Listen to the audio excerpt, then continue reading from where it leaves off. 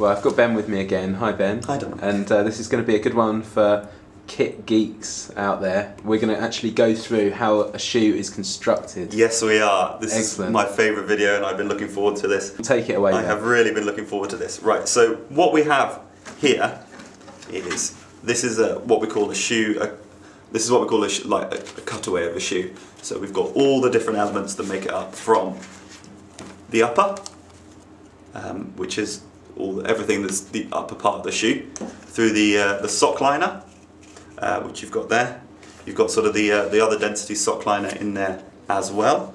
The heel counter sits through the heel, and then the bottom of the shoe itself, where all the money is. This is where everything happens. So that's the expensive bit in a way. That's what.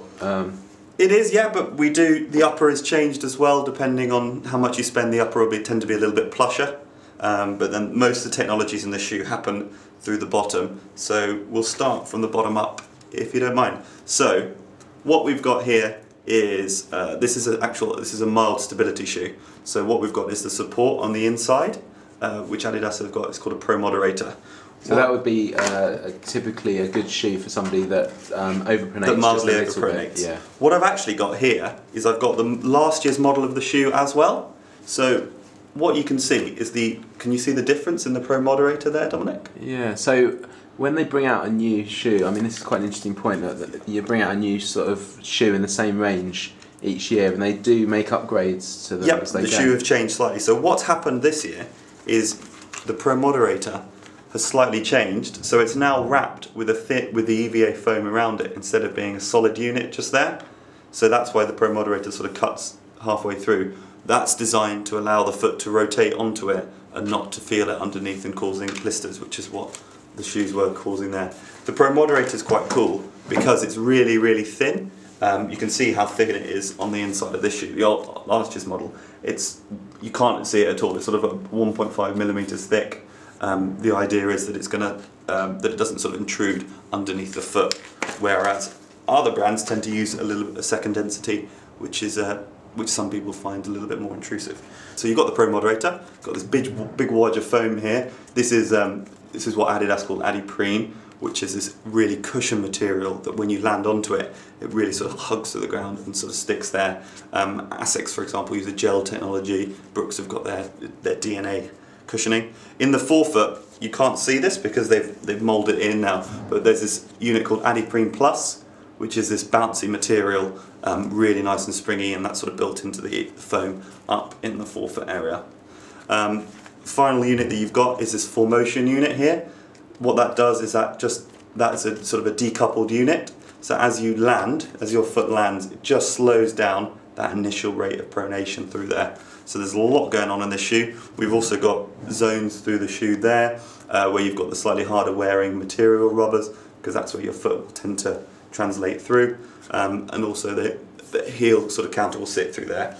The heel counter is just this plastic counter, sits in the back of the shoe. That's what your heel sort of sits into.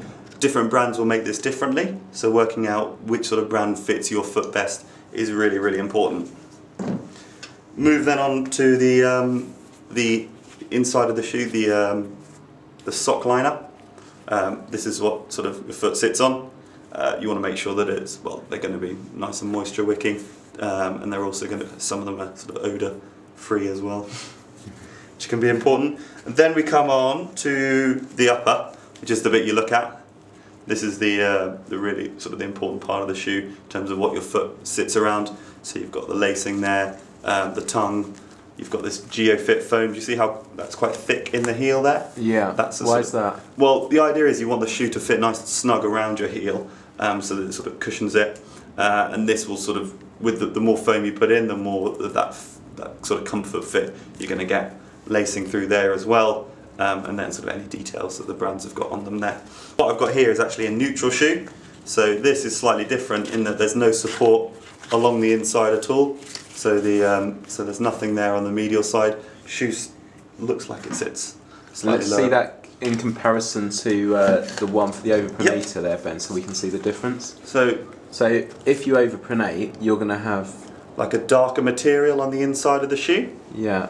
Whereas this one doesn't have it. It's not the easiest two shoes to tell them apart. But what will happen is the shoe will be darker on the inside than the rest of it. Okay, so that's two different supports. Yeah, yeah. And so this shoe is a slightly different shoe. We've got this that yellow or that green sort of colourway there is Adiprene Plus, which is that bouncy material I was talking to you about. You can see where it is. And does that have a real sort of benefit on performance, or is it just almost more of a placebo thing that it feels nice, it feels springy when you're running? It's sort of a little bit of both, I think. You definitely do feel as though you're pushing forward when you're running with something sort of in the forefoot, but at the same time, you know, reports are sort of varying. But I do feel the difference between it. So that, Dominic, was my run through of how a shoe is put together. Well, thanks very much, Ben. It's also kind of useful to understand why these are quite expensive items of. There's a lot of research. And, a lot of technology goes into it, but also why different brands can fit you differently, because each brand will have these components done slightly differently, and that might not work for your foot. So that's why we do suggest testing on a couple of different pairs in that sort of level of support that you need, or the level of cushioning that you like. Excellent, thanks, Ben. No worries, thank you, Dominic.